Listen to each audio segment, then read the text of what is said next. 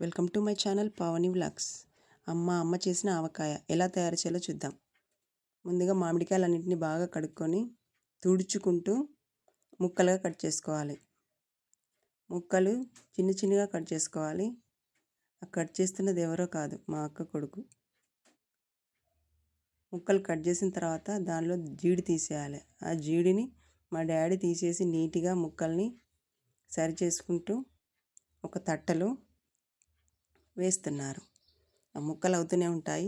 ఇక్కడ గిన్నె పెట్టుకొని ఆ గిన్నెలో పల్లి నూనె వేసుకొని కాగాక మెంతులు, సరిపడా ఆవాలు,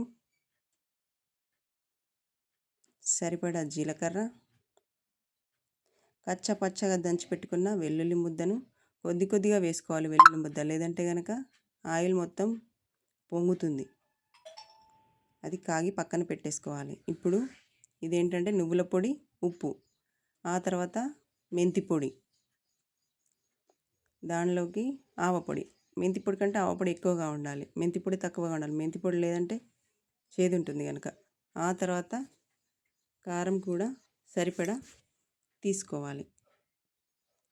వీటన్నింటినీ ముందుగా కలుపుకోవాలి.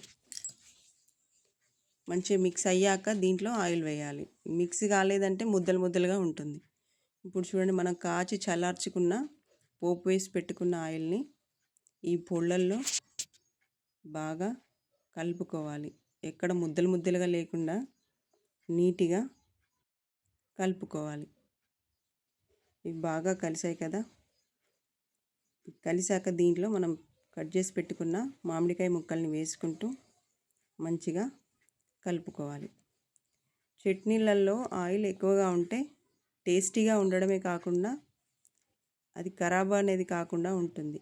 నార్మల్గా మామిడికాయ చట్నీ ఖరాబ్ కాదు, కానీ కలర్ అనేది మారకుండా నీట్గా ఉంటుంది. ఇలా బాగా కలుపుకోవాలి. ముందుగా మనం జాడీని కడిగేసి పక్కన పెట్టుకున్నాం కదా. ఇప్పుడు జాడీ తీసుకొని దాంట్లో నీళ్ళు లేకుండా పెట్టుకోవాలి. దానిలో వెల్లుల్లి కూడా వేసుకోవాలి, పచ్చి వెల్లుల్లి వేసుకోవాలి. ఆ పిక్ మిస్ అయింది. చూడండి, ఇక్కడ బాణాలలో వేసుకోండి. ఇలా నీట్గా వేసి పెట్టుకున్న తర్వాత సర్వ్ చేసుకోవాలి నీట్గా. ఇప్పుడు మూత పెట్టేసి దానిపై ఒక క్లాత్ వేసి మంచిగా కట్టేసి పక్కన పెట్టుకోవాలి. ఎవరు అంటుకోకుండా ఉండాలి. అలా ఉంటేనే సంవత్సరం పాటు చట్నీ నిల్వ ఉంటుంది. ప్రజెంట్ అయితే ఒక పక్కన పెట్టేసి 3 days తర్వాత మళ్ళీ తెరిచి చూసి అప్పుడు మొత్తం ఆవకాయను ఒకసారి కలుపుకోవాలి. ఇది పక్కన పెట్టేద్దాం. ఇప్పుడు ఏం చేద్దామంటే మనం ఏదో తట్టలో ఆవకాయలను కలిపామో దానిలో కాస్త అన్నం వేసుకొని టేస్ట్ చూడాలి కదా. అందరింట్లో ఉండేదే కదా ఇదా.